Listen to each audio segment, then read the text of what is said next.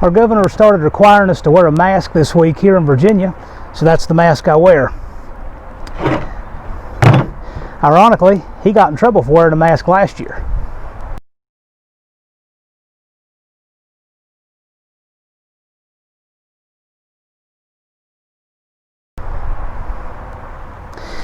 I spent hours out here looking at this car last week, and I came out here after lunch and just looked and looked and studied, tried to get a plan together.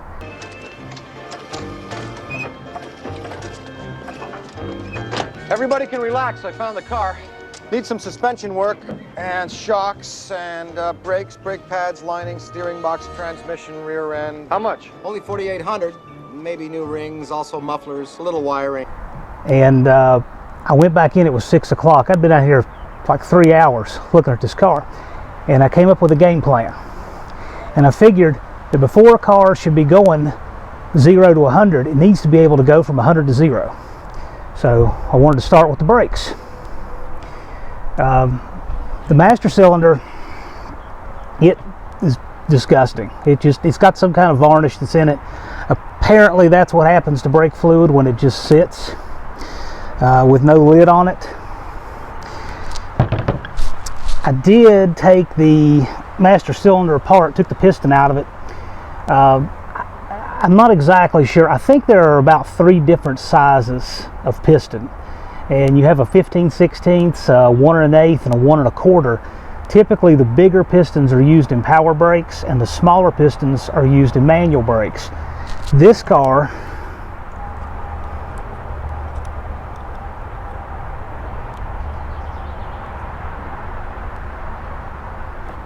it's a 1 1/8, so it's the size in the middle. This would have had power brakes originally, and I don't know how much pedal effort it took to stop, but the brake pedal on the car is actually bent. So what I'm probably going to do, since I need a master cylinder anyway, I could save this one, but I'm going to go to the 15/16 size piston so that it'll have more travel, more pedal feel, and it'll work better with manual brakes. And then I'm going to keep these discs. I mean, I don't know how thick they're going to measure out. They are really nasty, but who knows? I'll probably put them on a lathe and make a pass, measure them, and see how they clean up before I make any decisions. But these will work just fine. The calipers, lots of lining, but they're pretty nasty. Need a lot of cleanup. Remarkably, the brake hoses came loose pretty easy. But no fluid came out until I actually unscrewed the hose from the caliper. I think the hoses are stopped up. You know, air pressure wouldn't move the piston. That needs to come out.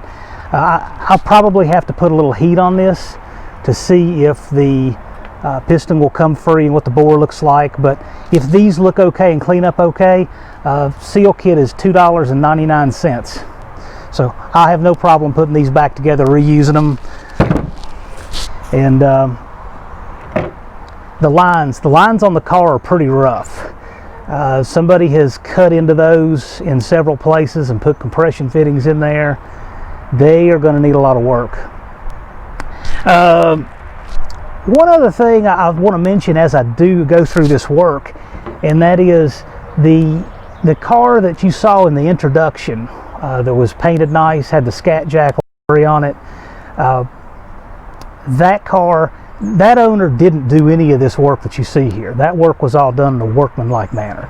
Also, the people that I got it from, who knows, 8-10 owners later, they didn't do any of this work either. They got the car as you saw it. So somewhere in the middle, somewhere between the guy that I knew who raced it and the people I got it from is where all this stuff happened. So I just want to make that clear in case they're watching. I hope they're watching this build. I would like to have all of them, you know, on the channel sometime, but they're not responsible for any of the butchery. Just know that. But other than that, the brakes are on the way. I'm going to order parts, and then I plan to get into the front suspension and steering. Yeah, you can see where they have cut the lines on the master cylinder. I think that was to try to plumb the line lock in, but I'm not sure. It doesn't really make a lot of sense, I guess, unless they had lines going up over to it and back down, but they have the line lock mounted up above the level of the master cylinder. And then that side over there, you can see they've put a compression fitting on that and dropped it out through the hole in the fender well, which makes a lot of sense if you don't have headers going through there. So it's hard to tell how many different variations of engines and headers and such that were in this car, but anyway, we'll probably leave the holes and clean them up and run the line back outside. I'll just route it cleaner, but I am going to replace these lines. I don't like all the compression fittings. I don't like not knowing what may happen. So stay tuned. Part 4 coming up. We're probably going to get into some of this suspension steering. I have to check out the front end on this, and I want to do that before I start taking anything apart. So I want to see what kind of shape the ball joints are in, the bearings, pitman arm, idler arm, tie rod ends. I've already done the checking this way, so I'll go under it, I'll hold it at 3 and 9, and I'll move it, and I'll listen and watch underneath of it. And I can see the pitman arm, the ends start to move and separate. And I'll try to splice in some video if I can, but the pitman arm on this needs to be replaced. Also, I'll check a lower ball joint, and with the control arm supported, use a pry bar, and if I can move it and I have any slack, that's a lower ball joint. This one feels good and tight. Then I check the last thing, there's some slack here. And you can't really see it on camera, but you can definitely feel it. You can feel some slack this way. If I take a light and put on the upper ball joint, I don't see it moving at all. So it can be either an upper ball joint or it can be a wheel bearing. And the way you tell the difference is you have somebody hold the brake pedal. If the wobble goes away, it's a wheel bearing. If you still have it, it's an upper ball joint. I don't think the brakes on this have been serviceable in forever, so I'm going to take it all apart anyway. I just want to see what I'm working with. So right now it looks like we have a wheel bearing and we have a pitman arm, and I'll go to the other side and see where it goes from there. Okay. So we came over to this side, and everything feels good and tight on this. Nothing on the wheel bearing, nothing on the tie rod ends. This side feels really good and tight. There's a couple other things we want to address here. One of them, so when you get into something like this that's been modified a lot, and you start seeing things like this fuel line that's been run on the outside of the frame rail, and you see that brake line that drops down through a hole that wasn't in the fender, it's really important that you move the steering lock to lock and make sure that everything still clears.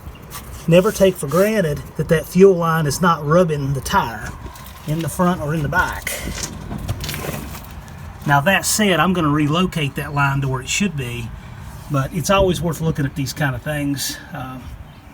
See, this didn't originally come through here. Originally, this brake line would have run up under the frame.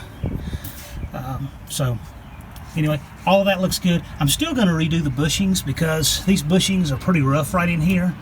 They're pretty rotten. They're still tight where they need to be, which is between the control arm and this bolt that does the pivoting, but they're still a little ratty. They're old, and I'm going to change them. And before you check any of these things, you want to make sure that all the lugs are tight. Loose lug nuts will cause you to think something's loose that isn't. So start by making sure the lug nuts are tight. Again, don't assume that they are. People aren't always conscientious of that, so just make sure all the lugs are tight before you start.